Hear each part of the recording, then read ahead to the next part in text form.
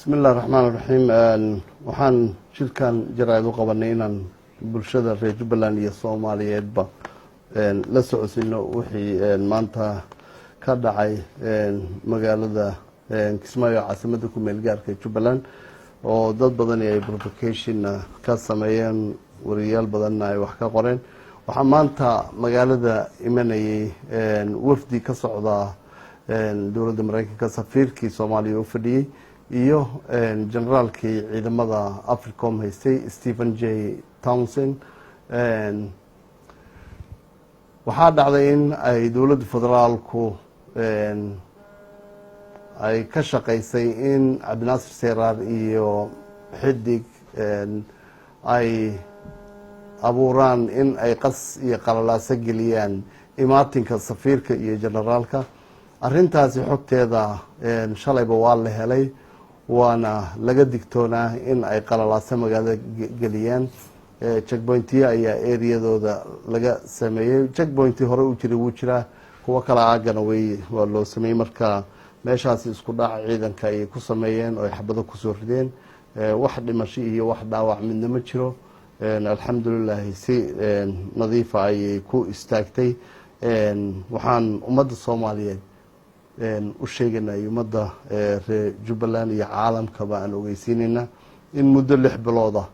aan u adkeysanaynay ragaasi iyagu u adeega dowladda federaalka maskaxdooda iyo aaraadooda ku socda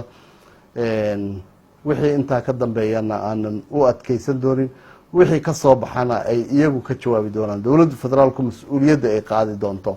intaasi waa NFSNF wax ka dambeeya oo dowladda Jubbaland ay sugi doonto ma jiro beesha caalamka iyo dhammaan ummadda Soomaaliyeedna waxaan u sheegaynaa intii aan sulx ku xallin karnay oo aan dhaqan iyo maxaa la yiraahdaa aqoonyahan iyo cid walba iyo shuyuukhba u adeegsan karnay waan u adeegsanay intaa ka badan inay qas iyo qalalaasa Jubbaland ka sii ridaan intii lacag loo soo diro ma qaadanayno mana sii socon doonto waxaan kaloo rabay inaan idinla socodsiiyo wafdigii yimid si fiican buu ku yimid si nabadu ku yimid shirkiina way galeen safiirka Donald iyo Moto ayaa soo horeeyay madaxweynaha iyo wasiiradii iyo isagii shirki way dhacay si fiican buu ku dhacay arrimaha laga wada hadlayeen waxay ahaayeen arrimaha amniga xaaladda Jubbaland hadda ay ku sugan tahay arrimaha gada ka socda iyo qaabka loo wada maareyn lahaa si fiican ayuuna ku dhammaaday waxaa ku soo gaaray generaalkii ciidanka Africom General Stephen J Townsend oo isna si fiican loogu soo dhaweeyay meesha oo shirka ay wada galeen madaxweynaha wuxuuna ku dhammaaday si fiican arrimaha ugu weyn ee laga hadlayayna waxay ahayn arrimaha amniga iyo kuwii dagaalka ee lagula jiray shabaabka oo iyagana la rabay in si fiican kor loogu sii qaado ciidamada Mareykanka waa la socotaan ciidanka Jubbaland iyo ciidanka Amisom iyo kuwa SNA inay la howlgalaan oo ay ka caawiyaan dhinacyo badan marka